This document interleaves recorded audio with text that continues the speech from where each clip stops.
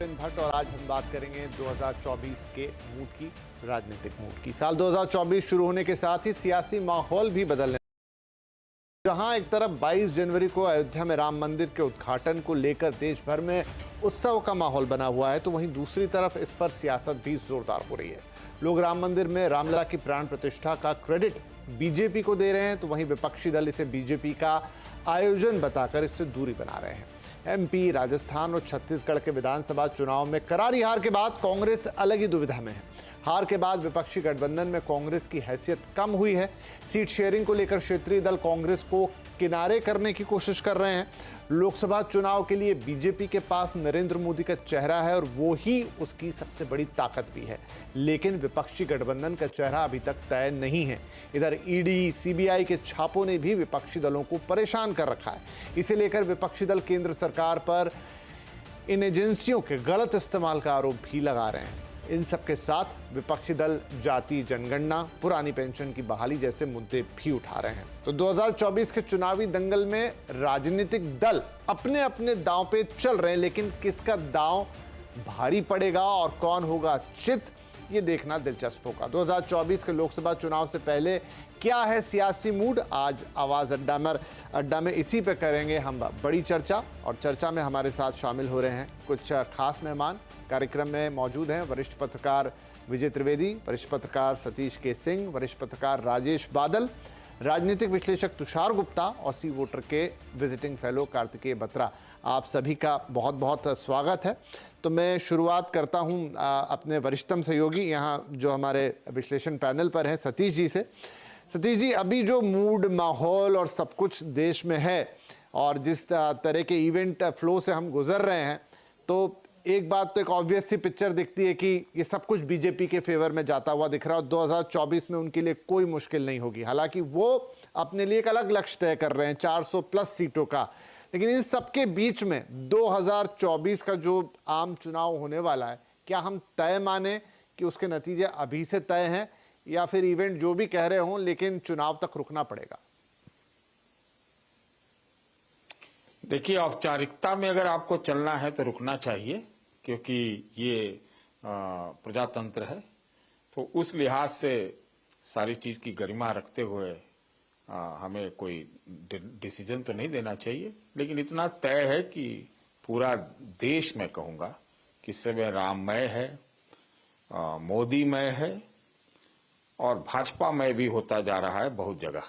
मतलब इवन कहा जा रहा है कि साउथ में भी इनका कुछ असर पड़ सकता है। तो एक बात ये है। दूसरा जो खबर है ये है कि INDIA ब्लॉक जो है वो मतलब ठंडा लगा हुआ है, उसको कुछ समझ में नहीं आ रहा है कि लोग कर क्या रहे हैं। लगता है इनका 24 के लिए सबसे बड़ा अचीवमेंट ये रहेगा कि इनका जो है गठबंधन बचा रह जाए, जो कि मुझे अभी भी नहीं लगता। लेकिन अचीवमेंट शायद ये रहे कि ये मतलब 1-1.5 साल में अगर एक सीट शेयरिंग ये कर ले, वो भी लिमिटेड होगा। तो कुल मिला के तो यही स्थिति लग रही है। आजकल तो आप देखिए INDIA के नेताओं के बयान आते हैं तो उलट के ही बयान आते हैं, सकारात्मक बयान उतना नहीं आते हैं। और एक और बात कह दूं, देखिए कांग्रेस पार्टी समेत सारी पार्टियां अपने अपने कारणों से, अपने अपने वेस्टेड इंटरेस्ट में सब अपनी चाल चलने में लगे हुए हैं। कोई विपक्षी माहौल जो विपक्ष के लिए, उसमें हमको नहीं लगता अभी तक लगा हुआ है। अगर ऐसा नहीं होता तो आपको क्या लगता है कि जो राहुल गांधी जी की यात्रा शुरू हो रही है, वो विपक्ष के लिए शुरू हो रही है या कांग्रेस के लिए शुरू हो रही है? ये एक महत्वपूर्ण है। अगर होना था तो पूरे विपक्ष वाले एक साथ चलते, पूरा यात्रा करते, सारे बड़े नेता इसमें रहते। लेकिन जैसा पिछली यात्रा रही राहुल गांधी की, वो हमें लगता है कुल मिला के ये यात्रा भी वैसी ही रहेगी और सब अपनी जमीन बचाने में, कुछ जमीन इख्तियार करने में। हमने देखा विधानसभा चुनाव में क्या हुआ। तो पलड़ा तो निश्चित रूप से भारतीय जनता पार्टी के फेवर में है, मोदी के फेवर में है। और इसमें एक और बात कहना पड़ेगा, आपने आंकड़े का जिक्र किया, तो आंकड़े की बात की जा रही है। ऐसे ऐसे आरोप लग जाता है कि नहीं, भाजपा समर्थित मीडिया जो इस तरह की बात बोलने लगता है। लेकिन भाजपा का हम चुनाव लड़ने का स्टाइल जानते हैं, उनके उनके मन मिजाज को समझते हैं, तो वो जरूर कीर्तिमान बनाने के लिए जरूर काम कर रहे होंगे, जिसके बहुत सारे लक्षण भी मिलते हैं। जो कि हम अभी ज्यादा बोलेंगे तो आप कहेंगे कि भाजपा की बात करें, लेकिन विपक्ष ने निराश किया है। और अभी तक क्या है, 4 मीटिंग के अलावा तो मुझे और कोई चीजें तो दिखती नहीं है जो पटना से शुरू हुई थी। तो कुल मिला के अभी तक एक तरफा चुनाव जा रहा है। अभी देखना होगा कि राम मंदिर का जो उद्घाटन होगा 22 तारीख को, उसके बाद क्या माहौल बनता है। हो रहा है, शंकराचार्यों की बात आ रही है कि वो नहीं जा रहे हैं, और उसके बाद बजट आएगा। तो ये सब कुछ चीजें हैं जो सामने हैं, जो प्रभावित अभी कुछ कर सकती हैं, लेकिन मोटा मोटी विपक्ष लगता है कि जैसे इस कड़ाके की ठंड में अभी ठंडा से ग्रस्त है। जी, विपक्ष ठंडा पड़ा हुआ है। राजेश बादल साहब, तो एक तरफ राम मंदिर है और उसके इर्द गिर्द बीजेपी प्रचंड सी दिखाई देती है, और दूसरी तरफ जैसे सतीश जी भी कह रहे हैं, और अभी तक अब ज्यादा समय या ज्यादा वक्त तो है नहीं लोकसभा चुनाव में, लेकिन विपक्ष की जो स्थिति है, साझा गठबंधन की जो स्थिति है, उसके पास कोई ऐसी क्लियर कट मैसेजिंग ही नहीं है, उल्टा कंफ्यूजन दिखाई दे रहा है। देखिए, आपके इस सवाल के 2 हिस्से हैं। पहला तो भारतीय जनता पार्टी को लेकर है और दूसरा इंडिया गठबंधन की बात है। तो पहले हम भारतीय जनता पार्टी की बात करते हैं। पार्टी ये चाहती तो है कि इस बार के लोकसभा चुनाव में जो राम मंदिर का मसला है वो इस जोर शोर से उठाए कि जो 10 साल का जो एंटी इनकम्बेंसी है पार्टी का, वो उसको उदासीन हो जाए, न्यूट्रल हो जाए। इसकी कोशिश में तो वो लगी है पूरी, और इस कोशिश में लगे रहने का हम इस बात से अंदाजा लगा सकते हैं कि जिस तरीके से इस मुद्दे को प्रचार इसका किया जा रहा है, खास तौर पर रेलगाड़ियों से लोगों को ले जाया जाएगा, तो इसका अर्थ यही है कि चुनाव आते आते, जैसा कि अभी सतीश जी ने कहा कि पूरे देश को राममय कर देना चाहिए, ये उसमें उनको ये इसका लाभ मिल सकता है। मैं ये नहीं कहता कि राम मंदिर का मसला कोई उनको लाभ नहीं पहुंचाएगा, मसला लाभ पहुंचाएगा, लेकिन मैं इस बात से सहमत नहीं हूं कि दक्षिण भारत में भी ये मुद्दा उतना ही संवेदनशील तरीके से उभरेगा। और मुझे नहीं लगता कि इसमें, क्योंकि हाँ, ये हो सकता है कि दक्षिण भारत में उत्तर भारतीय मतदाता रह रहे हैं, शायद उनके मन में कुछ बात आएगी, लेकिन क्या वो निर्णायक स्थिति में है कि वो जो है किसी सीट का जो है बदल दें, परिणाम बदल दें, ऐसा मुझे कम लगता है।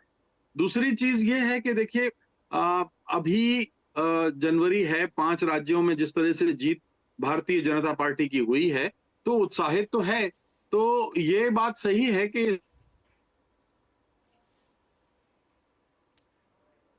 वो पार्टी इस बार अब ज्यादा मुझे लगता है कि बड़े गहरे तरीके से है। हालांकि इसको डेंट भी लगा है, मैं ये नहीं कहता कि शंकराचार्य जिस तरह से जो उनके बयान आए हैं तो उसका फर्क तो पड़ता है। दूसरी चीज, अब इंडिया गठबंधन की जब हम बात करते हैं, तो इंडिया गठबंधन में देखिए ये बात तो है कि चुनौतियां बहुत हैं।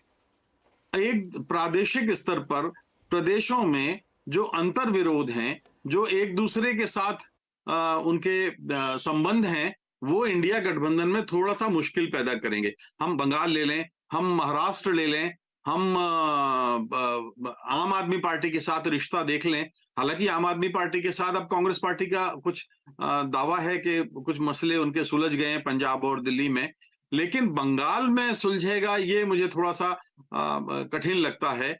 और महाराष्ट्र में भी थोड़ी सी मुश्किलें आएंगी।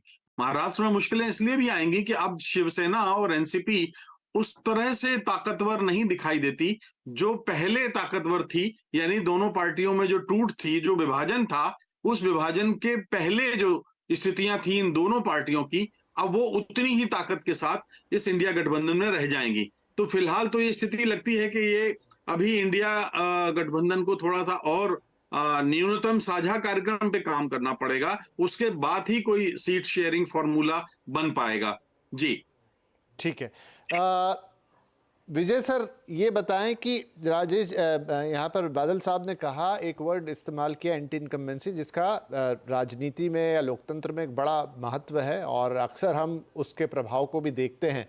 लेकिन क्या इस वक्त मोदी सरकार के लिए कोई एंटी इनकम्बेंसी जैसी चीज सच में भी है? मतलब उनके पास गिनाने के लिए राम मंदिर से लेकर तमाम योजनाएं से लेकर बहुत सारी चीजें हैं, जबकि विपक्ष स्ट्रगल कर रहा है। मतलब उनका एकमात्र जो, अगर वो एक चीज कुछ कह रहे हैं तो वो सीधा मोदी विरोध है, या जो शॉर्टफॉल से वही गिना सकते हैं। तो क्या सच में भी वो एंटी इनकम्बेंसी वाला फैक्टर कहीं भी किसी भी रूप में एग्जिस्ट कर रहा है?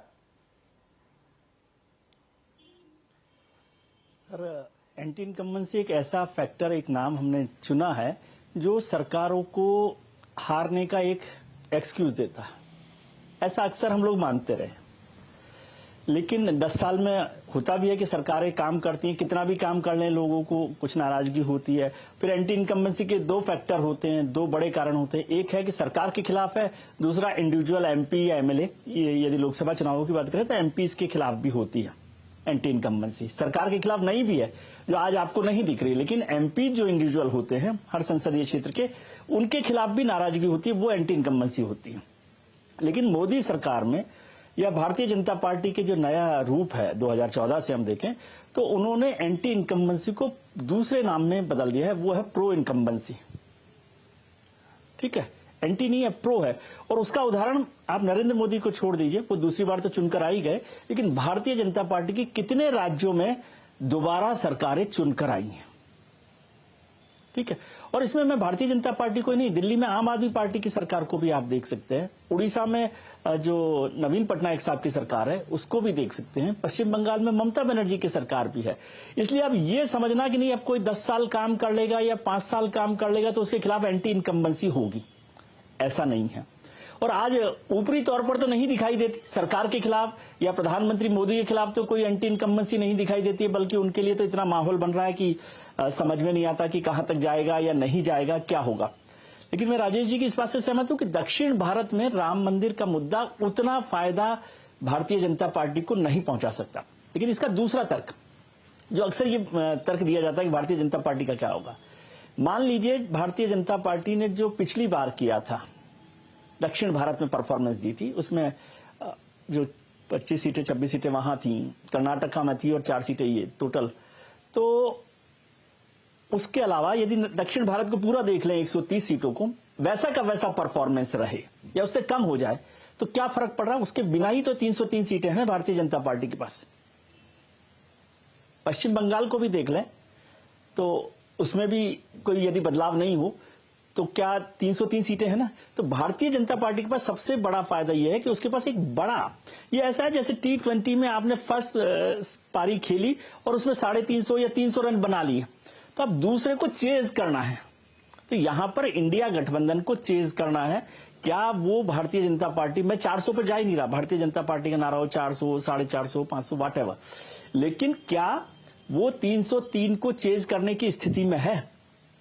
भारतीय जनता पार्टी 2024 में अपने इतिहास में सबसे ज्यादा सीटों पर चुनाव लड़ने वाली है इस बार। कांग्रेस अपने इतिहास में 17 लोकसभा चुनावों में सबसे कम सीटों पर चुनाव लड़ने वाली है। इंडिया गठबंधन का एक पूरा का पूरा जमावड़ा हो रहा है जिसकी लगातार कोशिश हो रही है, लेकिन उनका कोई मिनिमम, जो कॉमन मिनिमम प्रोग्राम है वो नहीं बना है। कॉमन मिनिमम प्रोग्राम को भी छोड़ दे, मैं ये कह रहा हूं कि क्या इंडिया गठबंधन इस बात पर एकमत हुआ है वोटर को कन्विंस करने के लिए कि मोदी सरकार को क्यों हटाना चाहिए? आप मुझे बता दीजिए, क्या कोई एक कारण आप मुझे कन्विंस कर सकते हैं एक वोटर को कि भाई मोदी सरकार को इसलिए हटाना चाहिए? ये इंडिया गठबंधन का प्रोजेक्ट की बात करूं मैं, मोदी सरकार की तारीफ और योजनाएं और उनका जो काम है, गारंटी है, जो कल्याणकारी योजनाएं हैं, 28 करोड़ लाभार्थी हैं, राम मंदिर, इसको सबको छोड़ देता हूं। क्या आपके पास एक ऐसा इशू है जिससे आप कह सके कि भाई मोदी सरकार को हटाना ही चाहिए? और यदि राम मंदिर के मुद्दे को ले लें तो क्या इस मुद्दे की काट के तौर पर इंडिया गठबंधन के पास कोई ऐसा मुद्दा है जो राम मंदिर का मुद्दे की काट बन सकता है? जातिगत जनगणना को भी देख लें तो क्या आज, जब आज हम जनवरी में बैठे हुए हैं, तो जनवरी से अप्रैल तक आते आते जातिगत जनगणना को आप हिंदुत्व के मुद्दे से या राम मंदिर के मुद्दे की काट बना सकते हैं। वैसे मैं 90 का भी आपको जिक्र कर दूं, 90 में भी मंडल वर्सेस कमंडल में कमंडल ही भारी पड़ा था। जी ठीक है, आपने एक 90s का भी रेफरेंस दिया। एक रेफरेंस ये भी कई बार आता है कि क्या सच में कभी राम मंदिर ने बीजेपी को सरकार बना के दी, लेकिन हमेशा शायद सियासी पारे वैसे नहीं चलते एक जैसे। तो अभी का माहौल एक डिफरेंट माहौल है जहां और भी फैक्टर काम करते हैं। इस पे और थोड़ी चर्चा करेंगे, लेकिन यहाँ कार्तिकेय हमारे साथ है और वो सीटों के हिसाब को काफ़ी बेहतर तरीके से जानते हैं, रोज उस पर काम करते हैं। कार्तिकेय, बताइए कि जो अभी विजय जी ने भी एक मोटा मोटा हमको एक पिक्चर दिखाई, 130 दक्षिण की सीटें, 330 इधर की सीटें, क्या बीजेपी के अंदर होगा कि ये बात सही है कि जो असर हिंदुत्व का या राम मंदिर का, इन सब चीज़ों का उत्तर भारत पर है या महाराष्ट्र के यहाँ तक आते आते और ऊपर उत्तर तक है, वैसा दक्षिण में नहीं होता है, उतना इफेक्टिव नहीं रहता है। तो क्या बीजेपी इन मुद्दों के जरिए कंसोलिडेट करना चाहती है कि भाई मेरा उत्तर एकदम इंटैक्ट रहे, पहले से भी मजबूत रहे, हालांकि वो बहुत सारी जगहों पे पीक परफॉर्मेंस पर ही चल रही है, तो उसको बचा के भी रखना है, उसको और कंसोलिडेट करना है, और कोशिश ये कि दक्षिण में नुकसान हो भी तो उसकी भरपाई यहां से पूरी हो जाए, या फिर कुछ अलग सोच रहे हैं? नहीं, यही है विपिन जी, आप जो कह रहे हैं कि एक दो चीजें करेगा राम मंदिर का जो मुद्दा है। पहला मुद्दा कि देखिए अभी माहौल क्या बन गया है, कम्युनिकेशन नोड्स जिसको आप कहते हैं देश में, कम्युनिकेशन नोड सैचुरेट हो गए राम मंदिर के मुद्दे से। ऐसा लग रहा है और कुछ हो ही नहीं रहा है देश में, सिर्फ यही एक मुद्दा चल रहा है। तो लोगों का जो top of the mind recall है उसमें आपने एकदम सीड कर दिया है कि राम मंदिर का मुद्दा है और इससे बीजेपी को बहुत फायदा होगा। तो इसका एक साइकोलॉजिकल एडवांटेज मिलता है जब वोटर वोट देने जाता है, उसको लगता है कि क्या माहौल है, अभी तो किसी और को वोट देना फालतू है, इन्हीं को दे दो वोट। पहली बात ये। दूसरी बात, आप अपने काडर को इंथ्यूज कर रहे हैं कि हमारा एक मुद्दा था, उसको लेकर हमने बहुत लंबी लड़ाई लड़ी, आज वो पूरा हो गया है, तो जाइए लोगों को बताइए। आप काडर को इंथ्यूज कर रहे हैं अपने, आप काडर को एंथूज करके उनको मोटिवेट कर रहे हैं कि जाके लोगों से मिलिए, और वो वोटर जो शायद वोट ना देने आता उसको भी मिलिए और जाके कहिए कि देखिए हम ये काम कर रहे हैं, तो अगली बार जब मैं वोट के लिए आऊंगा तो मुझे एंटरटेन करिएगा। तो ये टच पॉइंट है, टच पॉइंट जिसे मतलब मार्केटिंग या सेल्स का एक टर्म है टच पॉइंट। तो आप एक टच पॉइंट भी क्रिएट कर रहे हैं।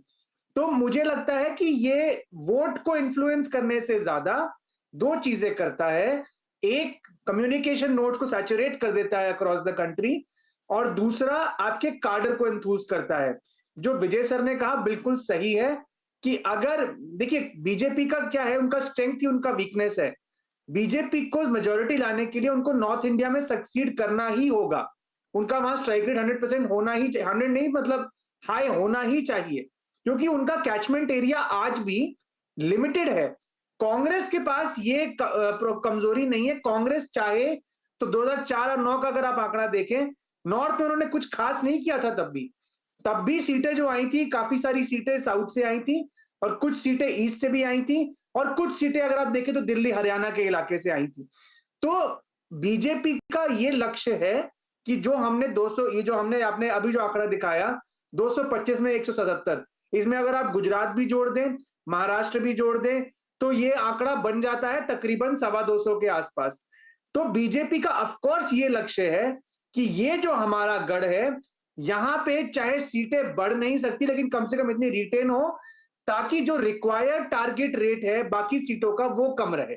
अगर आप इन्हीं 12 राज्यों में 200-225 सीटें ले आते हैं तो आपका टारगेट फिर क्या है, बाकी 300-350 सीटों में आपको कुल 50 सीटें लानी है, वो फिर हो जाता है। तो मुझे लगता है ये साफ स्ट्रैटेजी है। हैविंग सेड दैट, इंडिया गठबंधन की अगर हम बात करें, थोड़ा नुआंस अगर हम ओपिनियन लें, मुझे नहीं लगता कोई ऐसे मुगालते में है कि आज वो बीजेपी को हरा सकते हैं। उनका भी टारगेट शायद आज की तारीख में यही होगा, इनको 250 से कम कैसे रखा जाए, और वो करने के तरीके हैं, आगे अगर हम चर्चा करेंगे तो उस पर बात कर सकते हैं। ठीक है तुषार, अब जैसे हमने बीजेपी की बात की, तो जो कांग्रेस का हालिया मूव है, यानी उन्होंने कहा कि वो राम मंदिर के उद्घाटन में नहीं आएंगे हाईकमान ने, और उसके अंदर फिर हमने देखा कि पार्टी के अंदर भी मतभेद हो गया। अब कुछ नेता निकल के कहने लगे जो खासतौर पे उत्तर से हैं कि भाई ये तो गलत है और ये भावनाओं को ठेस है। उन्होंने बाकायदा ऐलान भी किया कि हम तो जा रहे हैं इसमें, इनफैक्ट उनके एक हिमाचल सरकार के मंत्री भी हैं।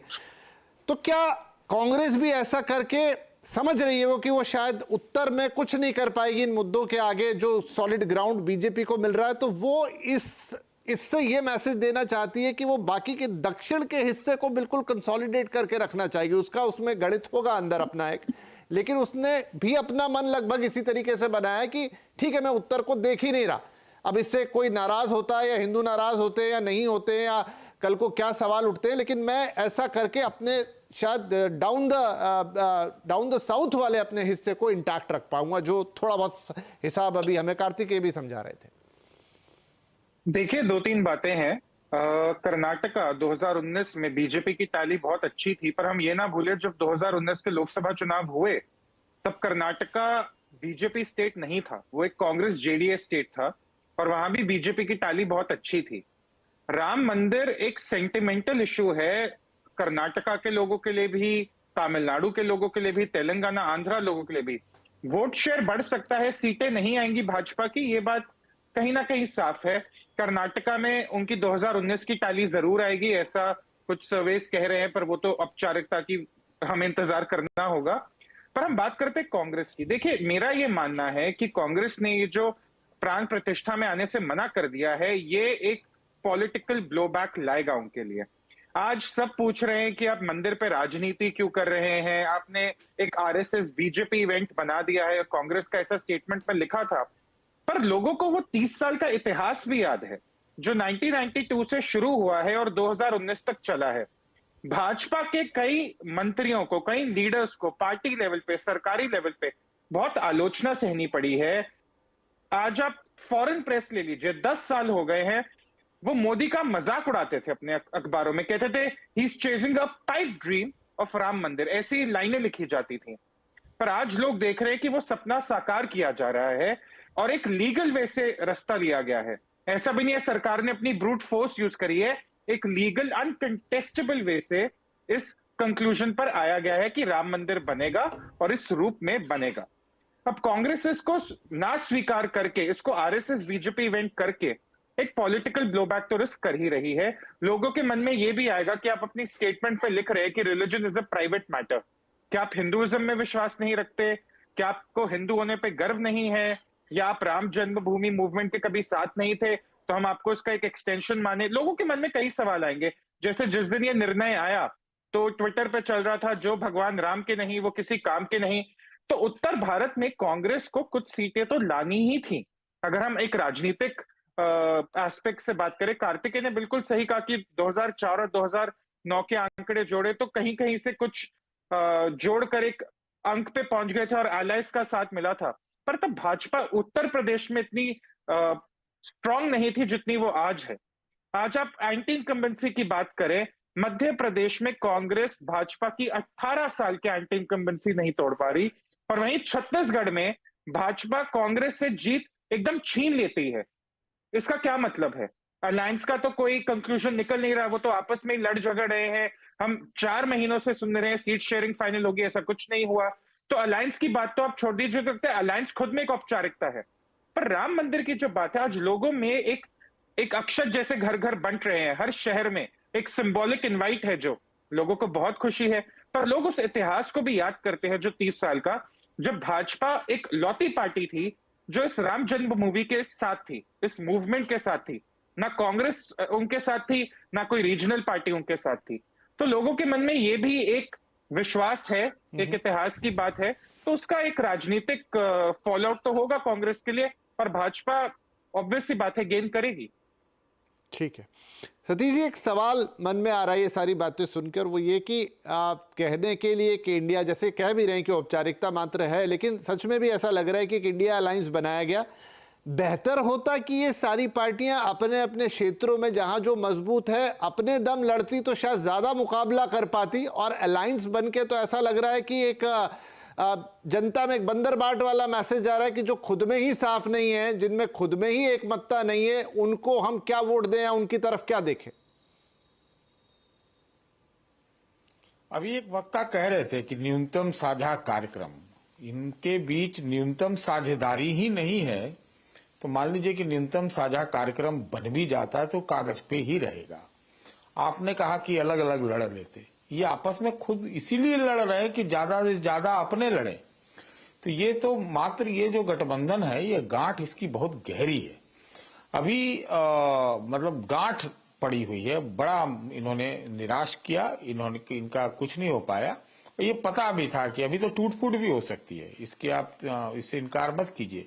बिल्कुल ये 2019 जैसा जा रहा है, ऐसा मेरा मानना है, क्योंकि इनके पास अगस्त सितंबर में एक मोमेंटम बना था कि ये शायद साथ आ जाएं, ये कर लें, वो कर लें। इसकी प्रतिक्रिया भी इधर मोदी जी के यहाँ और एनडीए में हुई कि 38 लोग जुटाए गए, 38 पार्टियां वगैरह वगैरह वगैरह हुई, एक माहौल बना था, रोजगार का मुद्दा वगैरह वगैरह कई मुद्दे बने थे, महंगाई का मुद्दा, संस्थानों के दुरुपयोग का मुद्दा, सब मुद्दा बना था। तो लगा था कि ये लोग एक माहौल बनाएंगे जैसा इन लोगों ने कुछ एक मुद्दों पर 89 और 77 में बनाया था जो विपक्ष में थे, तो वो नहीं हो पाया।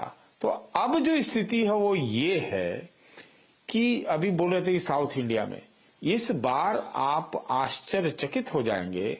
मुझे ऐसा लगता, मुझे फीलिंग आती है कि इस बार नहीं तो कब साउथ इंडिया में भी बीजेपी ठीक से पेनिट्रेट करेगी। ये मेरे बात को याद रखिएगा। कुछ एक राज्य हैं जहां पेनिट्रेट करेगी, आप जान लीजिए। कर्नाटक में तो है ही।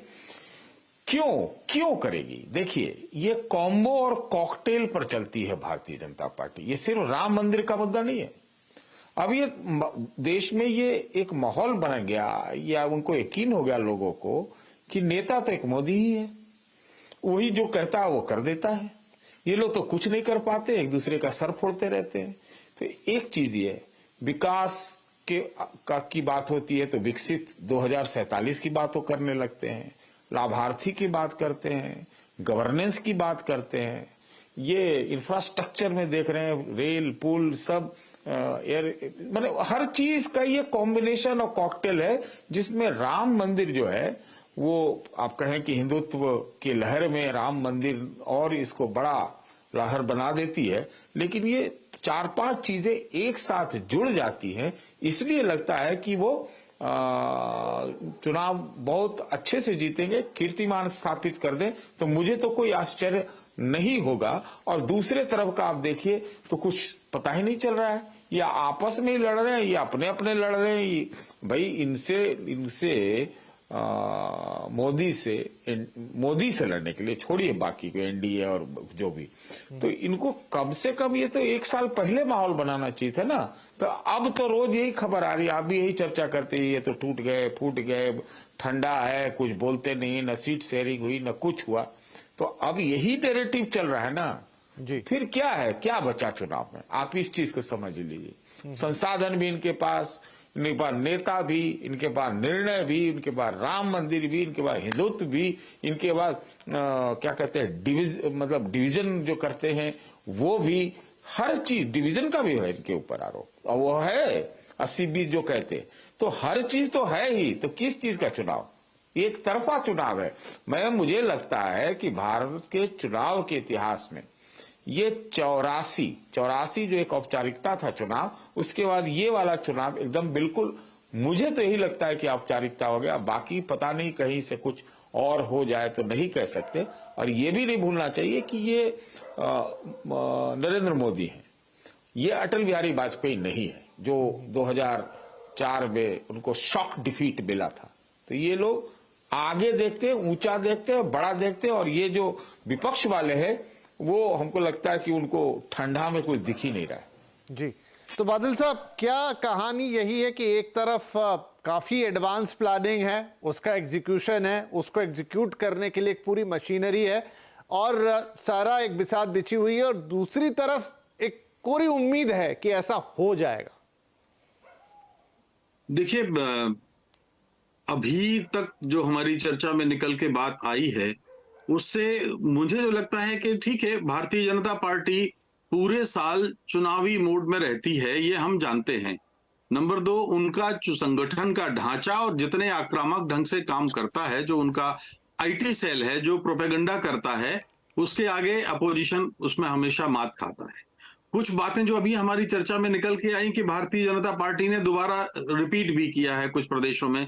विजय जी ने कहा था, लेकिन मैंने कहा कि हारा भी तो है, कर्नाटक भी हारा है, बंगाल में कामयाबी नहीं मिली, महाराष्ट्र में कामयाबी नहीं मिली, तेलंगाना में कामयाबी नहीं मिली, हिमाचल में कामयाबी नहीं मिली, पंजाब में कामयाबी नहीं मिली, दिल्ली में कामयाबी नहीं मिली। तो कितने राज्य हैं? 15 राज्य हैं। जब मोदी जो है तो मुमकिन है वाले, तो मोदी जी के आने के बाद 15 राज्यों में आप हारे हैं, भारतीय जनता पार्टी हारी है। दूसरी चीज, मैं भविष्यवाणी की बात नहीं करता कि भविष्यवाणी कौन कब कितने आएंगे कितना नहीं आएगा, ये एक फिजूल सी बात है आजकल। ऐसे माहौल में जब हम लोगों को एक रियलिस्टिक जर्नलिज्म करनी चाहिए कि क्या हो जाएगा, 84 हो जाएगा या वो हो जाएगा। अगर हम 77 और 89 की बात करें तो ठीक है, गठबंधन हुआ था तो तब वो कोई वैचारिक गठबंधन तो नहीं था। 77 में तो सिर्फ इंदिरा गांधी को हटाने का था और 89 में सिर्फ राजीव गांधी को हटाने का था। तो दोनों गठबंधन नकली साबित हुए। 77 का 2 साल के बाद खुश हो गया और 89 का 2 साल के बाद खुश हो गया। तो कहने का मतलब ये है कि ये आवश्यक नहीं है कि जो हम लोग इतना जबरदस्त, और मुद्दे की बात अगर कर लें तो मुद्दे तो हैं। क्या आप इस बात से इनकार कर सकते हैं कि महंगाई कोई मुद्दा नहीं है? क्या आप इस बात से इनकार कर सकते हैं कि पेट्रोल 107 रुपए, मैं खुद जाता हूं पेट्रोल पंप पे तो मैं 1 लीटर 2 लीटर स्कूटर में डलाता हूं और बड़ा ध्यान रखता हूं कि जब 4 काम इकट्ठे हो जाते हैं तब मैं स्कूटर लेके पेट्रोल पंप पे जाता हूं पेट्रोल भराने के लिए। महंगाई तमाम सब्जियों के, किराने के, हर जगह आप फ्लाइट्स के फेयर देख लीजिए, ट्रेनों का देख लीजिए, सब बढ़ाते जा रहे हैं। फिर दूसरा, बेरोजगारी का आंकड़ा आप कैसे आप झुठला सकते हैं? बेरोजगारी एक बड़ी चुनौती है, बहुत बड़ी चुनौती है। और जो मैं कह रहा था कि एंटी इनकम्बेंसी जो है वो इन्हीं मोर्चों पर ध्यान न जाए लोगों का, आवाम का, इसलिए वो कोशिशें हो रही हैं राम मंदिर की या ये परसेप्शन बनाने की कि मोदी जी हैं तो सब कुछ ठीक कर देंगे। अरे मोदी जी हैं तो अंतर्राष्ट्रीय स्तर पर आपकी विदेश नीति देखिए ना, विदेश नीति का क्या फेल्योर है मेरी नजर में। तो अब उस पर अलग कभी बहस करेंगे, लेकिन विदेश नीति में पूरा हिंदुस्तान पिछले 10 साल में आप देख लीजिए, आप अमेरिका के चुनाव प्रचार में एक पार्टी बन के आप जाते हैं। कभी हिंदुस्तान के इतिहास में ऐसा हुआ है? भूटान ठिठका हुआ है डोकलाम के बाद, है चीन उस पर अतिक्रमण कर रहा है और भूटान खामोश है, हम खामोश हैं। म्यांमार का मसला देख लीजिए, म्यांमार जो आंग सान सूची के जमाने में ही, अब तो वो अरेस्ट है, तभी वो चीन की गोद में बैठ गए थे। नेपाल को देख लीजिए, श्रीलंका को देख लीजिए, मालदीव का उदाहरण देख लीजिए, पाकिस्तान तो वैसे ही और चीन तो वैसे ही अलग है। तो आप ये देखिए कि विदेश नीति आपकी बहुत ही अस्थिर रही है, फेल्योर है आपकी। तो लेकिन ये मसले क्या भारत के धर्म भीरू मतदाता के मन पर छाएंगे या फिर वो सिर्फ राम के सहारे करेगा, ये हम लोग अभी नहीं तय कर सकते। लेकिन ये हम ऐसे भविष्यवाणी ना करें, क्योंकि ऐसी भविष्यवाणी तो 77 में इंदिरा गांधी के लिए भी की जा रही थी। हमें याद है अखबारों में वही छप रहा था कि इंदिरा गांधी जीतेंगी, लेकिन कोई खरीदी गई स्पेस तो नहीं थी। आज तो हम देखते हैं कि चैनल खरीदे गए हैं, अखबारों में जगह खरीदी गई हैं। उस समय तो ऐसा कुछ भी नहीं था, लेकिन इंदिरा गांधी साफ हो गई। और किस वैचारिक बात करते हैं कि 89 में जब वीपी सिंह जीते तो वो भी कोई ऐसी कामयाबी नहीं थी।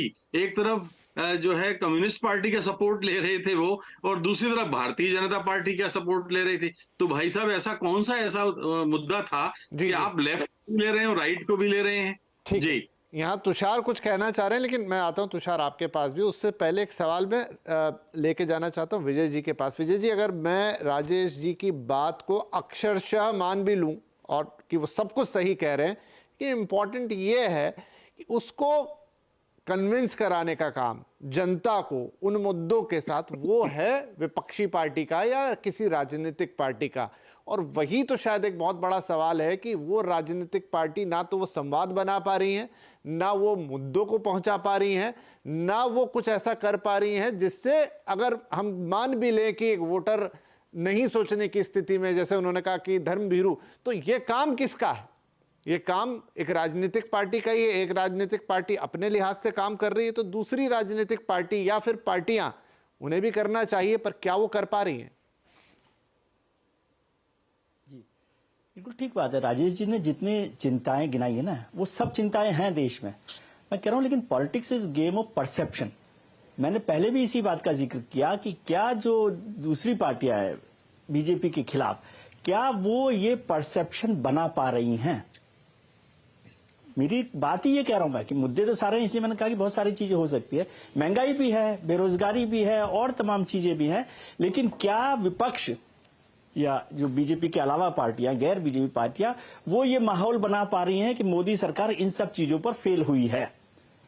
क्या आज आपको ये माहौल दिख रहा है? क्या आप इस बात से कन्विंस हैं कि भाई जनता सोच रही कि नहीं महंगाई बहुत हो गई है तो हटा देना चाहिए, बेरोजगारी बहुत है तो मोदी सरकार से काम नहीं चलेगा?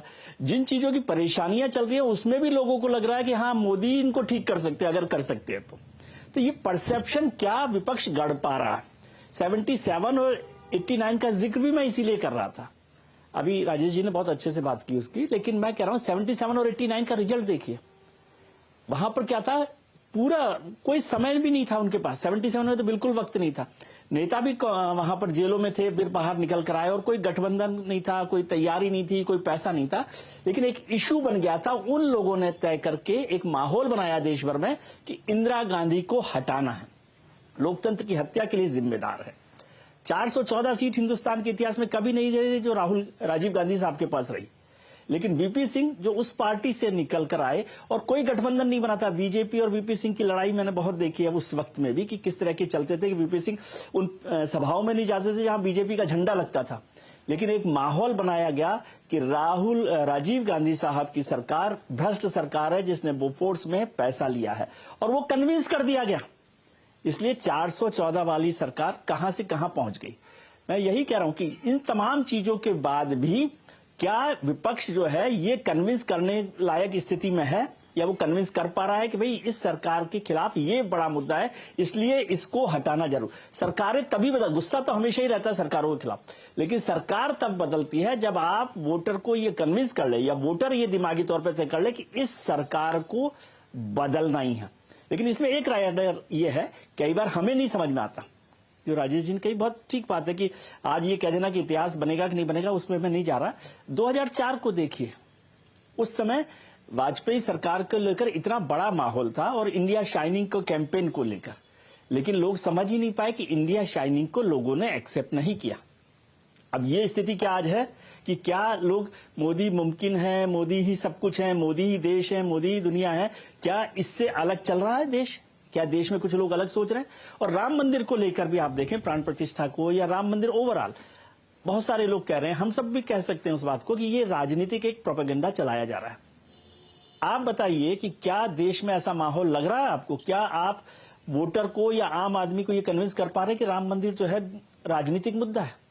लोग तो आध्यात्म की तरह से राम मंदिर को देखकर, राम दर्शन को करके, मुझे वो जो 1990 में मैं गया था अडवाणी जी के साथ कार सेवा में, तो उस समय भी वैसा ही माहौल था। उससे मेरे ख्याल से 10 टाइम्स बड़ा माहौल इस समय बना हुआ है, और कोई ये मानने को तैयार नहीं है कि ये राजनीतिक मुद्दा है। और अगर राजनीतिक मुद्दा है, कुछ लोग मानते हैं, तो वो ये समझते हैं कि ये आज बीजेपी की वजह से है जो राम मंदिर बन रहा है, क्योंकि उसने 30 साल लड़ाई लड़ी है, कानूनी लड़ाई लड़ी है, तमाम तरह की लड़ाई लड़ी है, और ये सारा काम हुआ है। और बीजेपी के जो 3 एजेंडा थे उसमें से 2 को उन्होंने पूरा कर दिया, राम मंदिर को लेकर और एब्रोगेशन ऑफ 370 को लेकर। तो ये एक बात माहौल बना है कि इस तरह की संभावनाएं बन रही है। और जो मेरे भाई जो कार्तिकेय है वो जो बात कर रहे हैं कि कम्युनिकेशन का जो कम्युनिकेशन नोट जो है और टच पॉइंट है, टच पॉइंट पर एक ऐसा माहौल बना दिया गया कि भाई अब राम मंदिर से बड़ा कोई मुद्दा नहीं है। और राम मंदिर मुद्दा नहीं रहा है, राम मंदिर की क्रेडिट के साथ भारतीय जनता पार्टी जुड़ गई है कि कनेक्ट हो गया, अब मुद्दा नहीं रहा। अब वो नहीं है कि मंदिर वहीं बनाएंगे और तारीख नहीं बताएंगे, अब वो नहीं है। अब सब लोग सोच रहे, अब आप सोचिए शंकराचार्य जी का मुद्दा है, वो धर्म के हिसाब से देखा जाए तो मैं तो इतना विद्वान आदमी हूं नहीं, हो सकता है कि इस पर बहुत सारी गलती हो, नहीं हो, सही है, लेकिन क्या आप कन्विंस कर पा रहे हैं कि भाई शंकराचार्य नहीं जा रहे तब भी ये प्रधानमंत्री जी को नहीं जाना चाहिए? सब लोग तो समझ रहे हैं कि उनकी वजह से ये हो रहा है। तो मैं ये कह रहे हैं कि परसेप्शन क्या बन रहा है वो सबसे इंपॉर्टेंट बात है, और वो परसेप्शन बनाने में आज की तारीख, आज की बात मैं कर रहा हूं, जनवरी की, कि वहां विपक्ष अभी कामयाब नहीं हुआ है। मैं नाकाम नहीं भी कहूं तो कामयाब नहीं दिख रहा। ठीक है, तुषार आप कुछ कहना चाह रहे थे? देखिए, एक सरल सी बात है कि सच्चाई से आंख मूंद लेने से सच्चाई तो बदल नहीं जाती। मैं काफी पत्रकारों को आजकल सुन रहा हूं, उन्होंने धर्म और आस्था के विषय को प्रोपेगेंडा डिक्लेयर कर दिया है। अब शायद या वो जमीन पे जाके देख नहीं रहे लोगों के मन में क्या है। लोगों का सेंटिमेंट क्या है, वो शायद वो समझ नहीं पा रहे हैं या उनका अपना एक एजेंडा है। एक पर आप तुषार लोगों से, किसी ने कहा कि तुषार की आवाज नहीं आ रही है। राजेश जी, क्या मेरी आवाज आ रही है? हाँ आपकी आवाज मिल रही है राजेश जी। तुषार को भी हम सुन पा रहे हैं। क्या आप सुन पा रहे हैं तुषार को? नहीं, मैं नहीं सुन पा रहा हूं। ठीक है, कोशिश करते हैं कि वो हो जाए। तुषार आप कंटिन्यू करें। हाँ, मैं फिर से शुरू करूंगा कि मैं ये कह रहा हूँ, एक सरल सी बात है, सच्चाई से आंख मूंद लेने से सच्चाई बदल नहीं जाती। अगर आज आप जमीन पर जाएं, लोगों से बात करें, हर शहर में बात करें, जिन जिन लोगों के घर एक अक्षत पहुंच रहा है, एक सिंबॉलिक इनवाइट पहुंच रहा है, उनके लिए धर्म और आस्था का विषय है, उनके लिए राजनीतिक विषय नहीं है, उनके लिए कोई प्रोपेगेंडा नहीं है। बहुत आसान है कहना कि अरे आईटी सेल है, प्रोपेगेंडा है, तो लोगों को लग रहा है राम मंदिर के अलावा कुछ है नहीं देश में। लोग जानते हैं कि देश में क्या हो रहा है, क्या नहीं हो रहा है। दिसंबर नवंबर में तो राम मंदिर की कोई बात कर नहीं रहा था, अक्टूबर में तो बात कर नहीं रहा था। तो क्या हुआ मध्य प्रदेश, छत्तीसगढ़ और राजस्थान में? हम कम्युनिकेशन की बात करते हैं, गए थे राहुल गांधी मध्य प्रदेश में नारा लेकर, जितनी आबादी उतना हक। आप बताइए 3 दिसंबर से वो नारा कहीं सुनने में आ रहा है? जितनी आबादी उतना हक हवा हो गया है, धुआं हो गया है। मध्य प्रदेश में ओबीसी वोटर राहुल गांधी के जितनी आबादी उतना हक से कंफ्यूज हो गया, उन्होंने उनको वोट ही नहीं दिया। ज्यादा ओबीसी वोट तो भाजपा की ओर गए। तो कम्युनिकेशन में क्या, अलायंस के जो पार्टनर है वो कम्युनिकेशन पे एक साथ नहीं आ पा रहे, हर 2 महीनों में उनका एजेंडा बदलता है।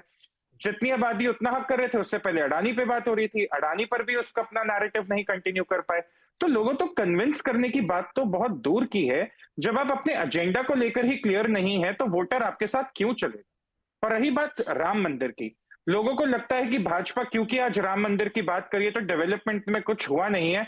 आज ही सुबह मुंबई में मुंबई ट्रांस हार्बर लिंक का इनॉग्रेशन हुआ। 50 साल वो प्रोजेक्ट प्लानिंग में था। देवेंद्र फडणवीस की सरकार आती है 2015 में, प्रोजेक्ट अप्रूव होता है। यहां तक कि ये भी बातें आती थी न्यूज़पेपर में 2010 2008 में कि शरद पवार और पृथ्वीराज चव्हाण जो कांग्रेस के तब मुख्यमंत्री थे, उनकी आपस में नहीं बनती थी मुंबई ट्रांस हार्बर लिंक को, प्रोजेक्ट अटके रहते थे। डेड इट फ्राइडेड कॉरिडोर का ये हाल था। तो ऐसा नहीं है कि लोगों ने डेवलपमेंट नहीं देखा है, पिछले 10 साल में लोगों ने देखा है और उसी पे अपना निर्णय ले रहे हैं। तो आज कह देना कि 9.5 साल में तो कुछ हुआ नहीं और 10वें साल में आप राम मंदिर को लेकर लोगों को गुमराह कर रहे हो, ऐसे नहीं चलता। वोटर भी आजकल बहुत समझदार हो गया है। ये 1977 का वोटर नहीं है, ना ही 1977 के ऐतिहासिक पन्नों में राहत ढूंढने से पत्रकारों को कुछ मिलेगा। आज का भारत बहुत विकसित भारत है, वो अपना इंफॉर्मेशन जैसे कंज्यूम करता है। सिर्फ बात मोदी जी की नहीं है, आज वो अपने एमपी से भी सवाल करते हैं, अपने एमएलए से भी सवाल करते हैं। आप देखिए छत्तीसगढ़ में कांग्रेस की एक जीत मानी जा रही थी कि सब सहमत थे कि हाँ 50 सीटें तो निकाल लेगी, शायद भाजपा की 35 से 40 सीटें आए। बट लोकल लेवल पर ऐसा क्या हुआ? तो वोटर की भी इंटेलिजेंस को अंडर एस्टिमेट नहीं करना चाहिए। अगर वो अपने धर्म और आस्था के विषय के साथ चल रहा है, उसको कहना अरे तो धर्म में धर्म क्या शब्द यूज किया गया उनके लिए मैं भी ध्यान में नहीं आ रहा, वो सही नहीं है। आप वोटर की इंटेलिजेंस को इंसल्ट नहीं कर सकते। वो डेवलपमेंट भी चाहता है पर वो अपनी आस्था से भी परे नहीं होना चाहता। ठीक है, तो ये सारी चीजें एक साथ फ्लो कर रही है, लेकिन अंततः जीत किसकी होगी, कौन कन्विंस कर पाएगा और क्या कोई तरीका है जिससे चीजें बदलेगी? कार्तिकेय एक हिसाब बता रहे थे थोड़ी देर पहले, क्योंकि कई बार ये वोटिंग परसेंटेज का खेल हो जाता है। एक छोटा सा ब्रेक लेते हैं, फिर थोड़ा और उसको आगे समझने की कोशिश करेंगे कि किस तरीके से 2024 के लिए ये पूरी बिसात बिछ रही है और ये पूरी आधारशिला रखी जा रही है। एक छोटा ब्रेक, तुरंत हाजिर होंगे। आज 2024 के मूड को भांपने की कोशिश हो रही है मौजूदा मुद्दों पर, मौजूदा परिस्थितियों पर और जो सब कुछ अभी चल रहा है उस आधार पे, क्योंकि चुनाव अब काफ़ी करीब है। राइट, तो बातचीत को आगे बढ़ाते हैं। कार्तिकेय, जब आपने अपना पिछला जवाब दिया तो उसको वहाँ छोड़ा कि क्या वो समीकरण हो सकता है जिससे जो हम एक इन जनरल एक पिक्चर देख रहे हैं, एक सिनारियो देख रहे हैं, वो नहीं होके कुछ बदला हुआ सा सिनारियो दिखाई दे सकता है, क्योंकि बहुत कुछ है कि वोटिंग परसेंटेज, कितना वोट कहां से कटे तो क्या होगा, वो सारा गणित आप देखते हैं, बताइए हमें। देखिए, पहली बात तो विपिन जी, तुषार की एक बात को एको करते हुए मैं ये बोलूंगा कि इलेक्शन अब सिंगल एजेंडा इलेक्शंस तो रहे नहीं। मैं मोदी जी का एक ट्वीट पढ़ के सुनाता हूं आपको, जहां वो कहते हैं, I look forward to being among the people of Maharashtra tomorrow, which is also the jayanti of Jija Mata and Swami Vivekananda. I will pray at the Shri Kalaram Mandir and attend the National Youth festival.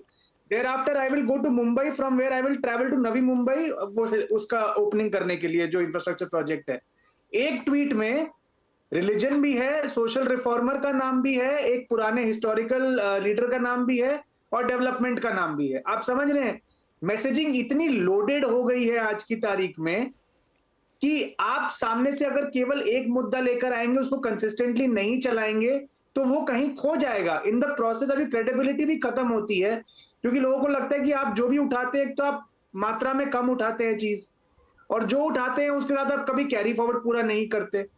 तो पहली बात तो ये एक सबसे बड़ी कमी है, ये शायद काफी लोगों ने बोला, बस इसको एको कर रहा था। अब आपका सवाल था कि क्या समीकरण बन सकता है। देखिए, मैं अभी आपको बताता हूं, बीजेपी की तरफ जिस वोटर ने स्विंग होकर आना है राम मंदिर की वजह से, शायद वो सीटें बीजेपी वैसे ही जीत रही है। ये हमें समझना चाहिए कि जो हिंदी हार्टलैंड का वोटर इन्फ्लुएंस होगा या जो वेस्टर्न इंडिया का वोटर इन्फ्लुएंस होगा, वो सीट्स का लाइक्लीहुड बीजेपी का जीतने का ऑलरेडी बहुत हाई है।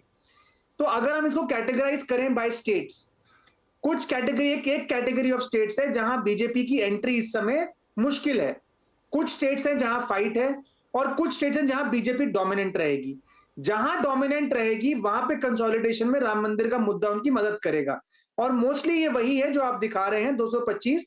इसमें मैं अगर गुजरात भी जोड़ दूं तो ये 250 बन जाता है, और कुछ हद तक महाराष्ट्र। लेकिन कुछ ऐसे सीट्स हैं जो तकरीबन, आपने कहा साउथ की 130, जहां अगर हम कर्नाटक को छोड़ दें तो बीजेपी कंपेटिटिव स्टेट में नहीं है। फिर कुछ सीटें बच जाती हैं जहां कंपटीशन रहेगा, उसमें कुछ सीटें नॉर्थ की भी हैं, बिहार, बंगाल, महाराष्ट्र, हरियाणा जैसे राज्य जहां कंपटीशन रहेगा। अब अगर आप एक स्ट्रैटेजी बनाते हैं as an India alliance strategist, आपको अपना साउथ का बैंक बचाना है। आपको कोशिश करनी है कि जहां पे फाइट वाले स्टेट्स है वहां पे आप बीजेपी को एज आउट कर दें, जैसे कि बंगाल में, महाराष्ट्र में, हो सकता है यूपी में आप एक फाइट दे पाए, हालांकि वहां बहुत टफ है। लेकिन रियलिस्टिकली बंगाल, महाराष्ट्र, कुछ हद तक अगर मैं बात करूं तो हरियाणा, और इन राज्यों में आपका जो टारगेट है, और बिहार, इन राज्यों में आपका टारगेट है कि फाइट रहेगी, लेकिन आपको बीजेपी का 21 रहना है, 19 नहीं रहना।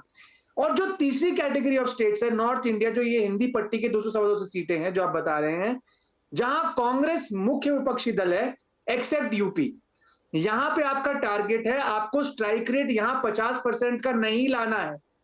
अगर आपको बीजेपी को 250 तक रोकना है, जो कि रियलिस्टिक टारगेट है, तो आपका स्ट्राइक रेट यहां 25-30% ही चाहिए आपको। तो मैं मध्य प्रदेश जाकर सारी सीटों पे ना फोकस करके वो 5 सीटों पे फोकस करूं जहां मेरा सबसे कम मार्जिन था पिछली बार। मैं आपको एक उदाहरण देता हूं, पिछली बार इतनी जबरदस्त मोदी वेव थी मध्य प्रदेश में, फिर भी एक कांग्रेस छिंदवाड़ा जीती, वो अलग कर दीजिए। 2 ट्राइबल सीटें ऐसी थी जहां मार्जिन 1 लाख से कम था, मंडला और रतलाम।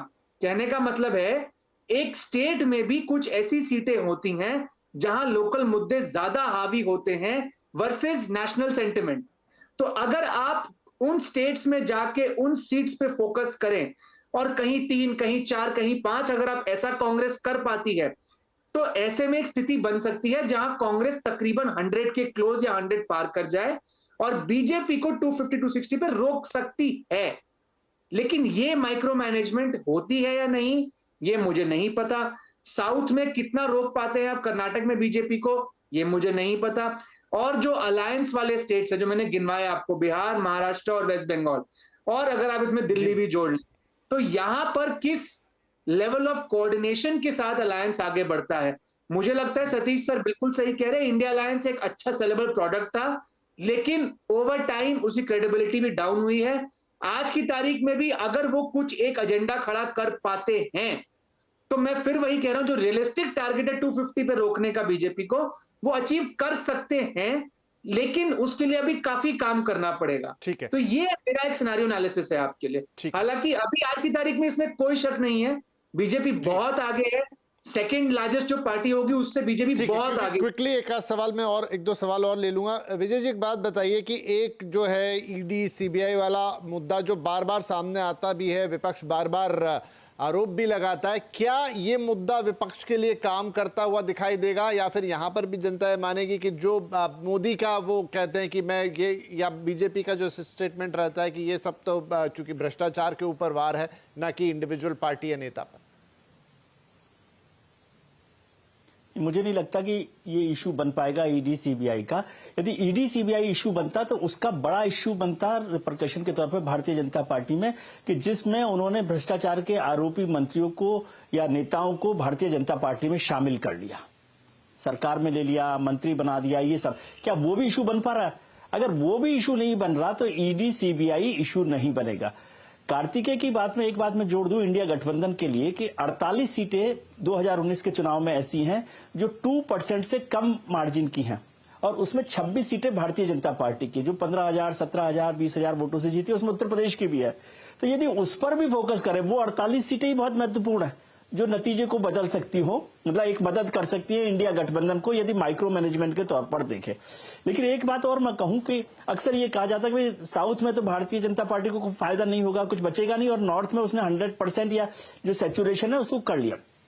इसमें एक बात मैं जोड़ना चाहता हूं, आज समझ लीजिए बिहार, महाराष्ट्र, उड़ीसा और बंगाल को भी समझ लें, लेकिन बंगाल को आज छोड़ देते हैं, लेकिन महाराष्ट्र, उड़ीसा और ये बिहार, इन तीनों में भारतीय जनता पार्टी आगे बढ़ने वाली है।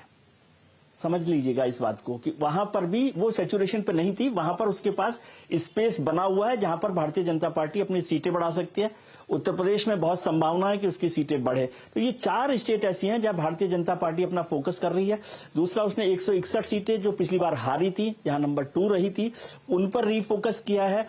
70 साल से जो उम्र के ज्यादा एमपीज हैं उनको उसने हटाने का, उसमें से मतलब समझिए कि 70-80% एमपी जो हैं दोबारा आपको इस चुनाव में नहीं दिखाई देंगे, वहां पर नए चेहरे आएंगे। और जो 161 सीटें हैं उस पर कुछ दमदार उम्मीदवार उतार कर वो नई सीटों को भी एक्सप्लोर कर रही है। और बीजेपी का कॉम्बो और कारपेट बॉम्बिंग, ये दोनों एक बड़ी ताकत है। ठीक है, एक लास्ट सवाल छोटा सा क्विकली राजेश बादल साहब कि बाकी सब भी हम देख ले, लेकिन एक बहुत बड़ा डिफरेंशिएटर है खुद नरेंद्र मोदी। वो जो चेहरा बीजेपी के पास है, वो जो लीडरशिप बीजेपी के पास है, उसका विपक्ष के पास कोई जवाब नहीं है। देखिए, ये बात सही है, मैं इस बात से इसको नकारता नहीं हूं कि प्रतिपक्ष में कई चेहरे हैं और किस चेहरे को आगे किया जाए, शायद अभी इस बात पे उनके अंदर अभी द्वंद्व चल रहा है। लेकिन जो दूसरी बात, जो आप अभी जो बात मैंने अपने पहले कथन में कही थी, वो बात साबित हो गई कि राम मंदिर की वजह से, जैसे मैं बिल्कुल सहमत हूं कार्तिक से कि जो सीटें बीजेपी यूं ही जीत रही है।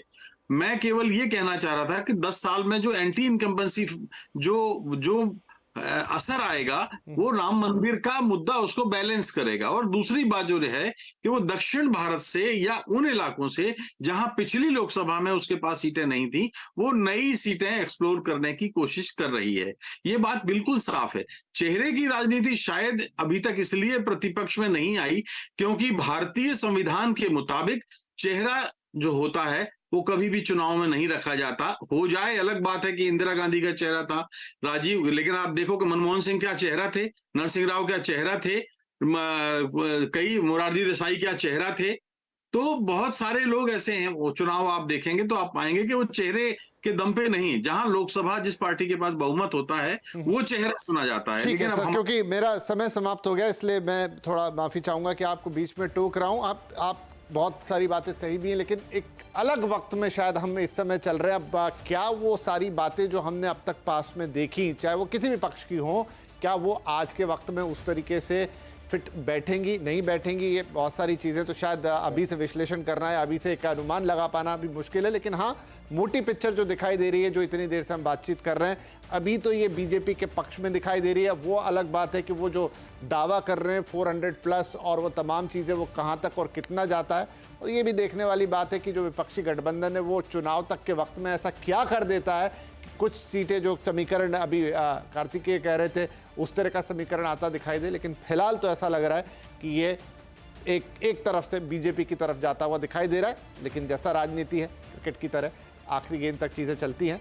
फिलहाल आप सभी दर्शकों, महानुभावों का इस कार्यक्रम में शामिल होने के लिए बहुत शुक्रिया, और सभी दर्शकों का भी हमें सुनने के लिए नमस्कार।